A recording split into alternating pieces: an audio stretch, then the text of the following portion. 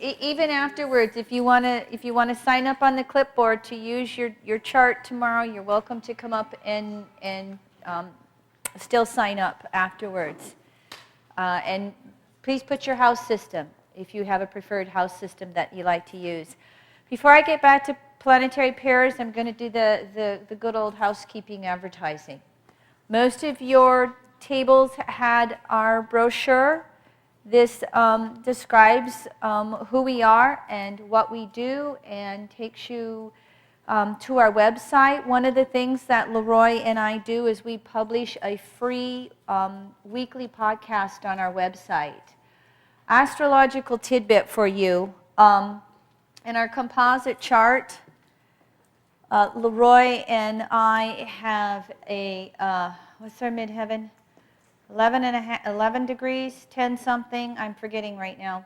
Anyway, we have Pluto and Capricorn going back and forth over our midheaven 3 times this year. Last year it went back and forth over our 9th house composite Mars 3 times. Our website decided that it would like to be reinvented. So we have a brand new website, and this is our homepage, evolutionaryastrology.net. And one of the other handouts, we produce conferences, and we're producing a conference in September in Denver, which is not too far away for you guys. And in September, we're going to have transiting Venus in Scorpio, Saturn in Scorpio, and the North Node in Scorpio hanging out and having a party. Under a full moon. Under a full moon. So we decided that we would, because evolutionary astrologers are sometimes called Pluto astrologers, Scorpio, we decided that we would have a conference for this. So myself, Laurel Nabandian, Mark Jones, and Maurice Fernandez, if you know any of those people, all of us teach evolutionary astrology. And so we're going to be headlining the conference, and a lot of our graduating students are going to be there speaking on all Scorpio subjects under the sun. And then we also have, for any of you ESAR members who know Robert Gover from his weekly E-Zine, the author of Time and Money, he's going to be a keynote because the theme of our conference is real money and lasting love. I work with many different types of astrology under the evolutionary astrology umbrella. I work with health and wellness astrology. I also work with financial astrology, not so much from the stock market side, but in understanding the real archetypes of resources within astrology. And so this is the flyer for the conference. You're most welcome. We put some on the tables. We have more to hand out for you. And then again, our regular brochure that can give you the background on us. Our signature product is our correspondence course, only we call it a multimedia course.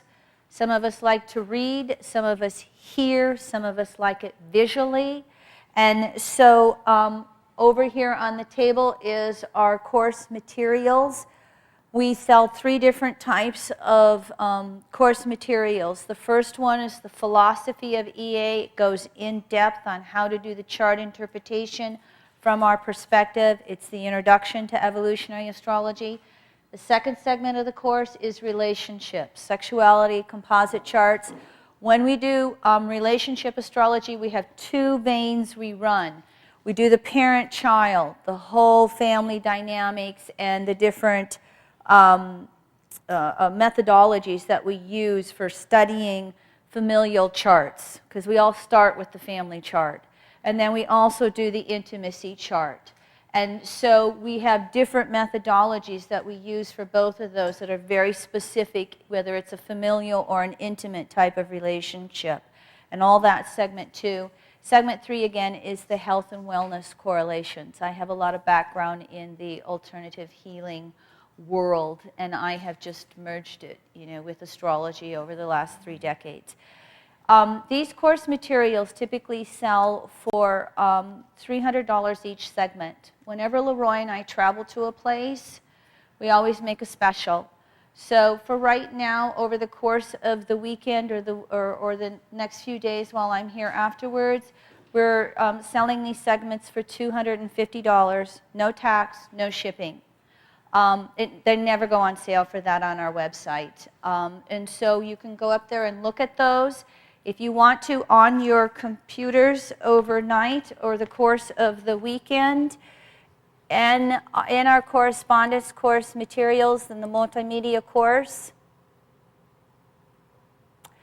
when you go to our website, everything comes with the binder of materials, the DVDs, which you're seeing. But you can go to this page on our website, and every single segment has a sample. So you can see what each segment sample is like, and go listen and check it out. I'm early Pluto Virgo.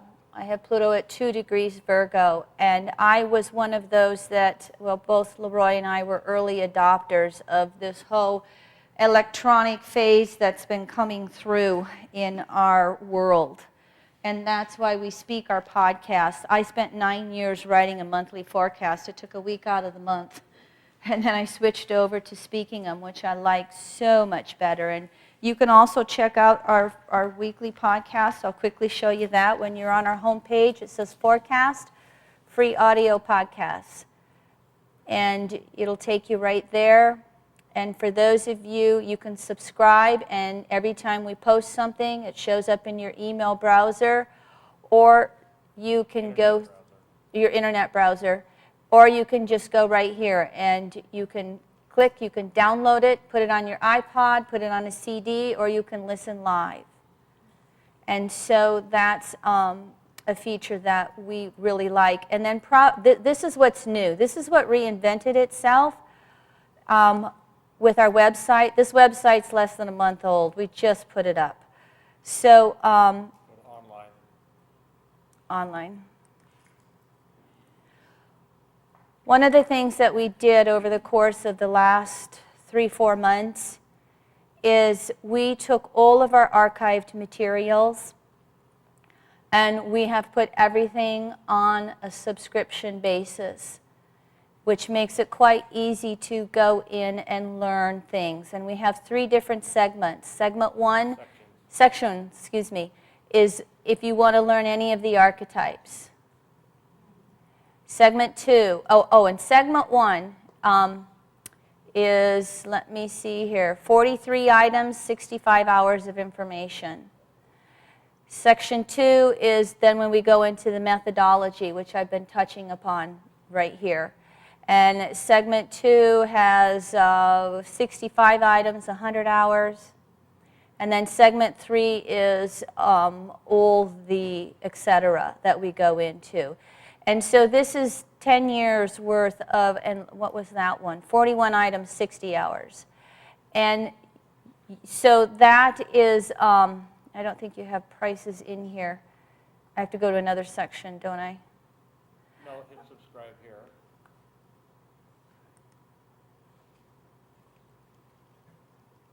It's either monthly, semi-annually, or annually, your choice. Anyway, what we have done is we've just put together the whole library of what we've had, organized it by those 3 areas, and then you go to the website and you can subscribe to it. And you can subscribe for 1 month. And for 1 month, you can listen to everything in one of those sections, or you can listen to all 3 sections. You can also subscribe to it for 6 months, or you can subscribe to it for a year. As you know, the younger generations that are coming up, they don't know what it's like to read a book anymore. They don't know what it's like to have the material goods. So we've tried to cover both ends of the spectrum. For those who still would like to have the materials, we have materials such as our DVDs. For those who just want to carry around their little iPad or smartphone and learn that way, you can learn that way. So we've moved ourselves into this world of the mobile-ready electronica that's going around all the way. We have a teenager in the household, so you don't have any choice if you have a teenager to learn. You have to learn this stuff. But it's so beautiful for astrology, because what I'm doing here tonight will eventually end up in the library.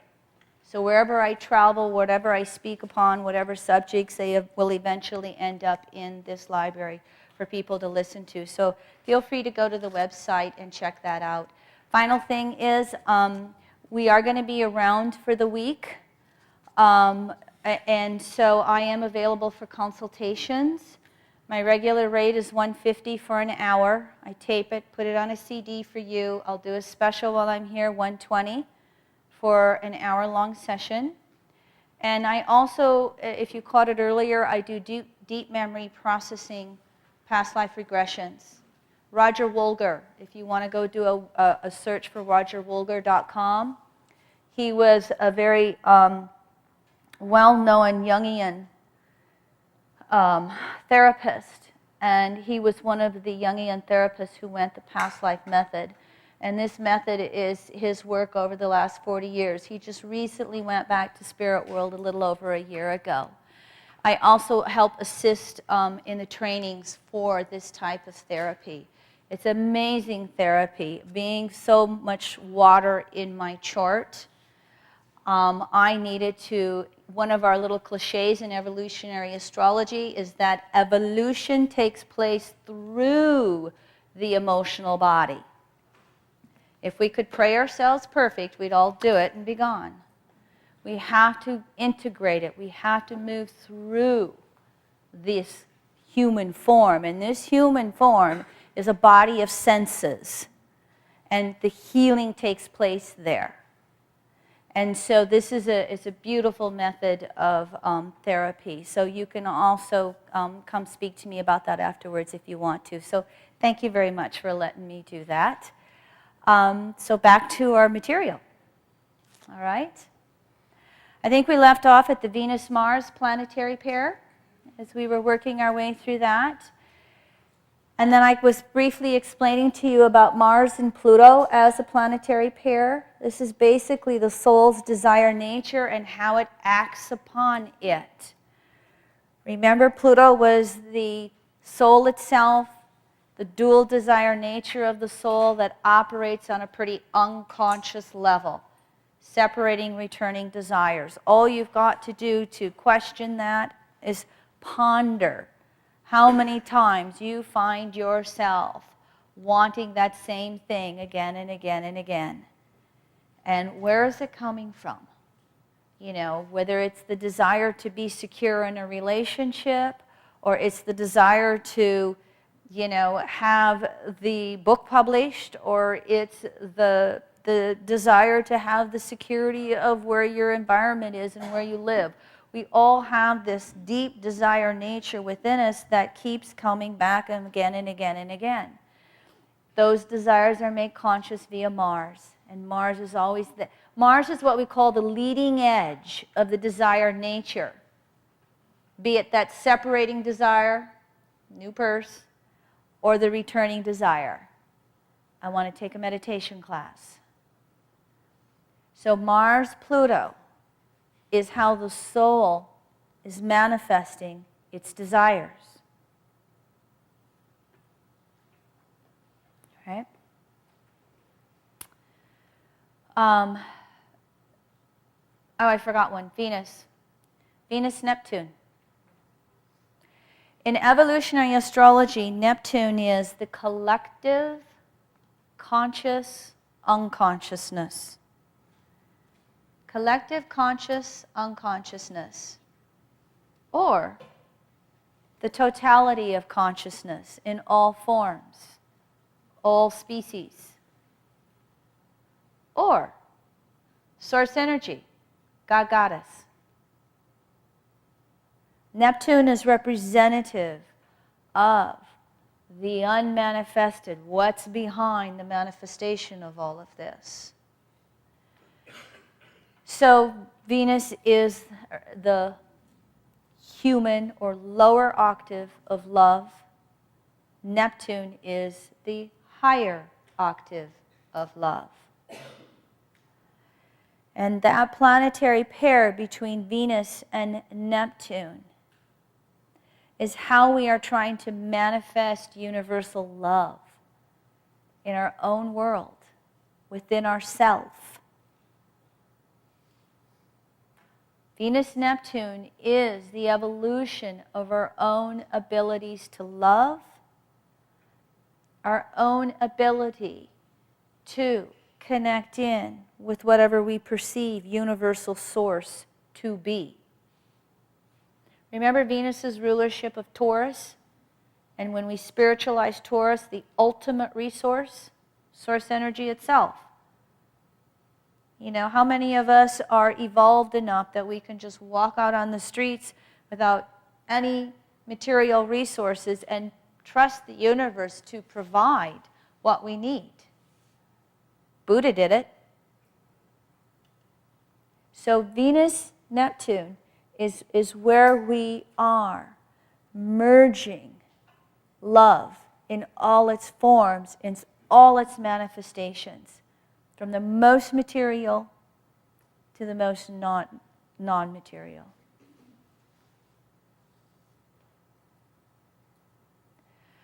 So then moving along, next, Jupiter, Saturn.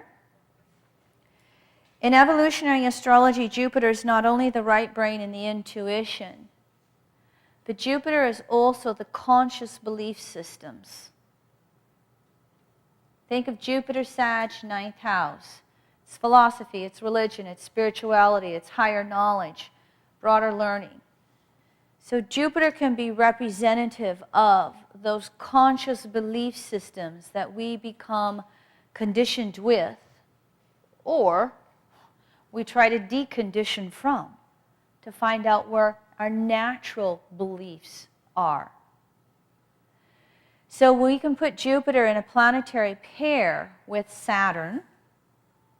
Jupiter, Saturn, many of you know, will have a 20-year cycle together. The last conjunction was about 22, 23 degrees Taurus back in 2000. We're in the waning half of a Jupiter-Saturn cycle, and as a matter of fact, they're going to have their waning trines together over this next year. Jupiter-Saturn is going to be the manifestation and decay of the material world. And so if you can understand how Jupiter is as those beliefs that we have, and how we will take those beliefs out into the world and want to manifest them. Another way of saying it is Jupiter's growth, Saturn's decay. Health and wellness astrology. That can work literally from the physical body, or it can work in our world as individuals. The Jupiter-Saturn cycle is a 20-year cycle. It's short enough that all of us can consciously grasp it. They're the boundaries of the conscious planets. We can understand it. We can see the cycles in our life through Jupiter and Saturn.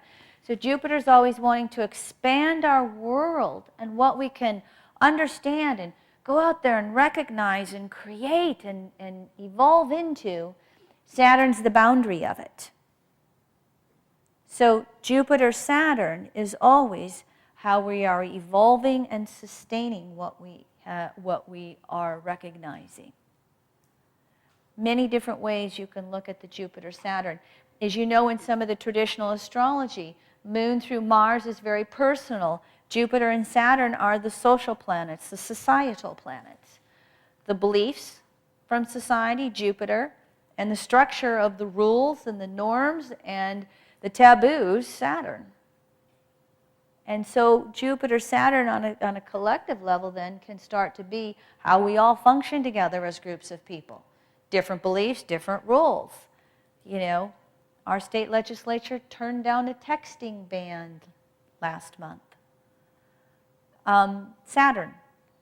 I come from a very conservative, populist state. Don't take my freedom away. You know? So you get this Jupiter-Saturn, what I'm talking about. Again, on a more personal level, it becomes what can I understand and expand and evolve and create, and where's the boundaries of what I can do. Jupiter-Saturn relating together. Saturn, as I said a little bit earlier, is that individuated consciousness. We look at Saturn as the structure of consciousness. It's the boundary of it. Chiron can be that bridge between consciousness and unconsciousness, but Uranus, Neptune, and Pluto is what's unconscious. Saturn is the structure of consciousness, and you can look at Saturn as a planetary pair with every other planet. Moon through Jupiter. Saturn is the outermost, and they're all going to be functioning through Saturn in space-time. Saturn as a planetary pair to the outer three planets, they're the unconsciousness. They're trying to throw everything to the smithereens, and Saturn's trying to hold on and create structure and security and remain in its form. Uranus, Neptune, and Pluto throw form to the smithereens. Saturn, sorry. So, again, you're starting to get the flavor of all these different planetary pairs and how we can move them together.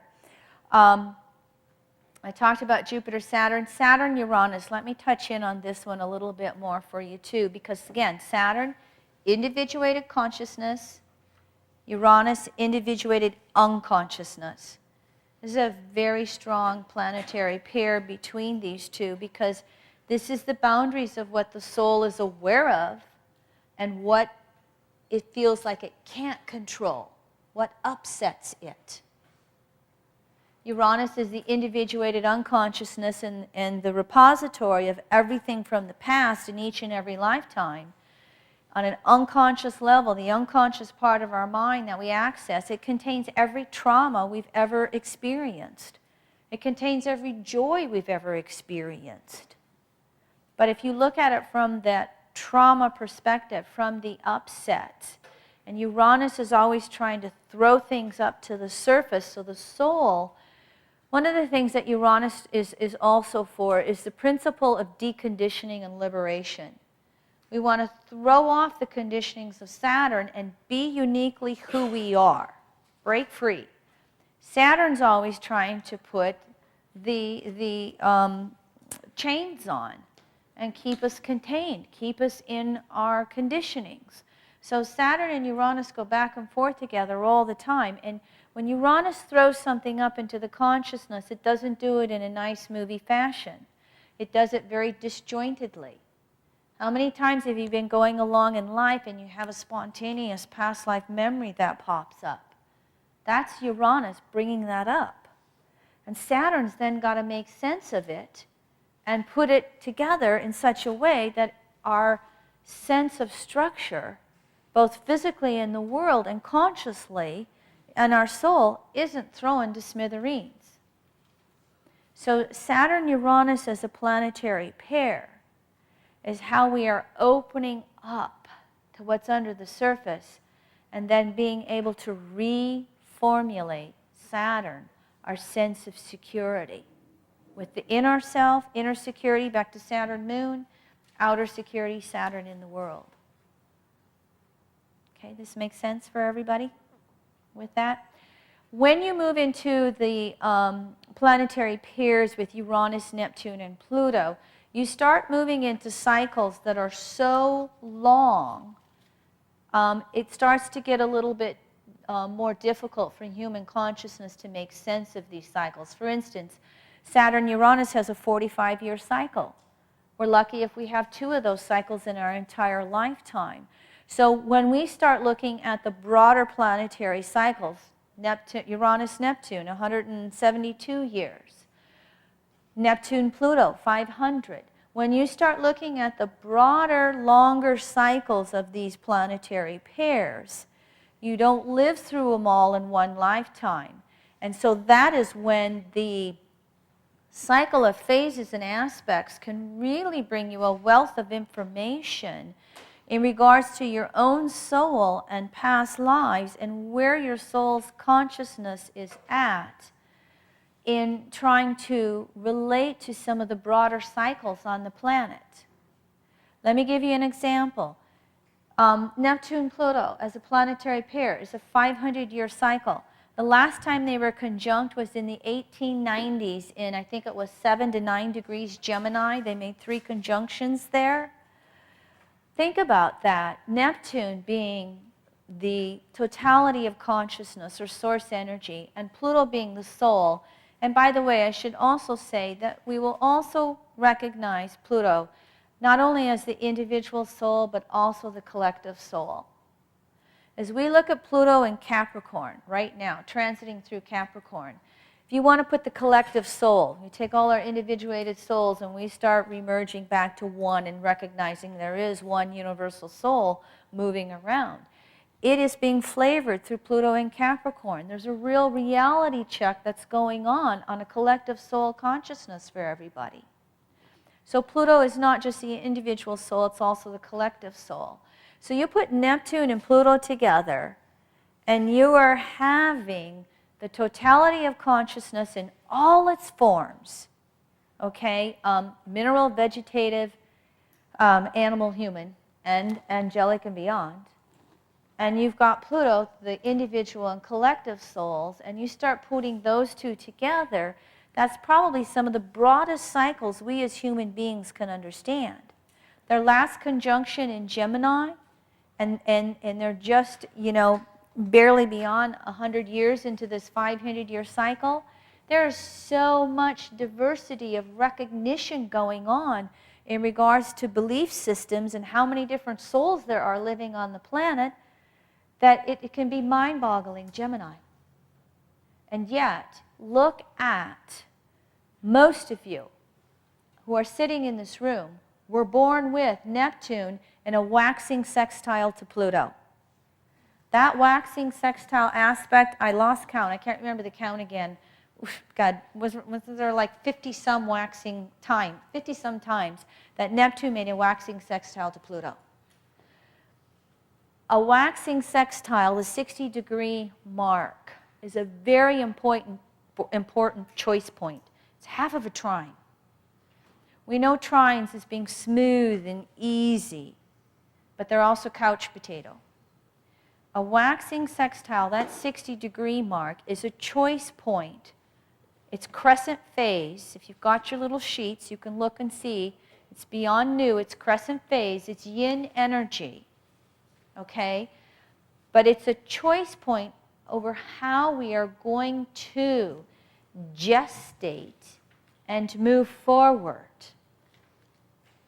And one of the things that evolutionary astrology says about a waxing sextile, the choices made at that 60-degree mark carry around the rest of the cycle.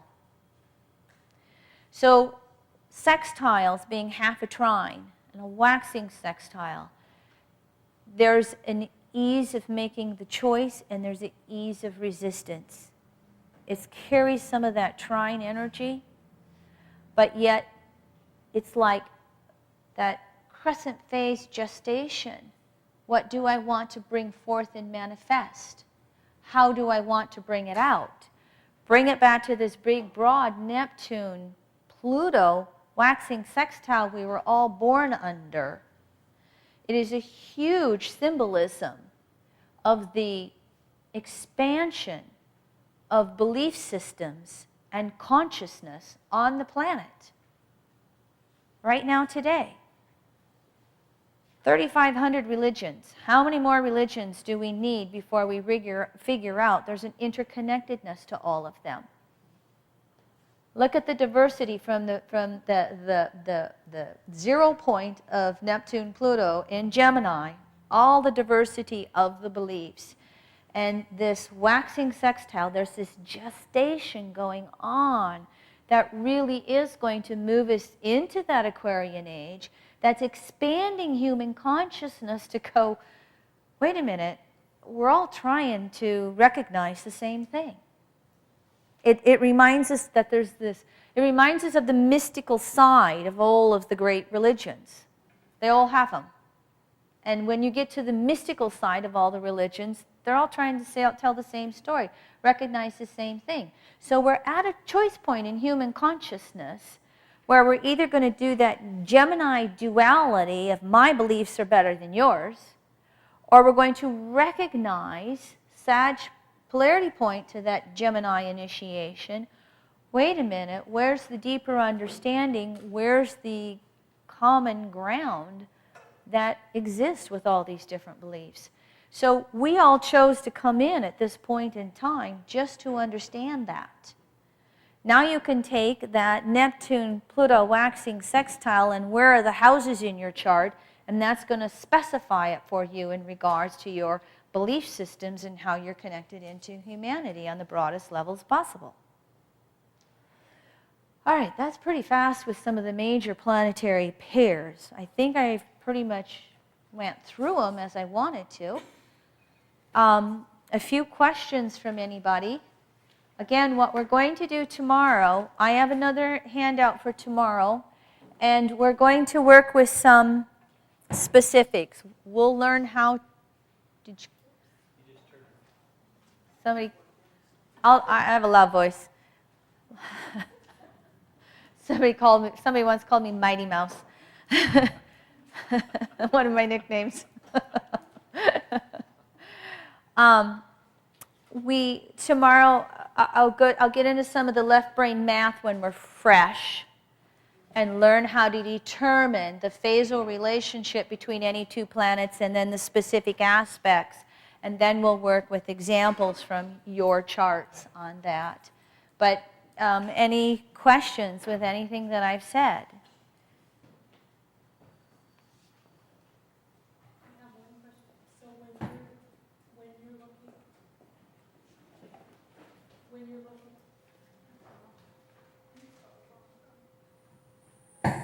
I can repeat the question. When you're looking at these aspects of these cycles, you're taking where does the slower moving planet go and where does the faster?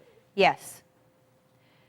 Generically, the faster moving planet is always compared to the slower moving planet. I'll repeat that again. Generically, the faster moving planet is always compared to the slower moving planet. We have one exception to that because the sun is the center of the solar system, and if the sun wasn't here, none of us would be here. We do, in a natal chart, compare everything to the sun because of its life force energy. And then we'll also work a specific method with the nodes of the moon because we work with that in evolutionary astrology. And so I have handout for you, and then I'll also go over it visually for you. Other questions? All right, I'll entertain individual questions for a little bit. Remember to bring your cycle of phases and aspects handout tomorrow, okay? Thank you all very much.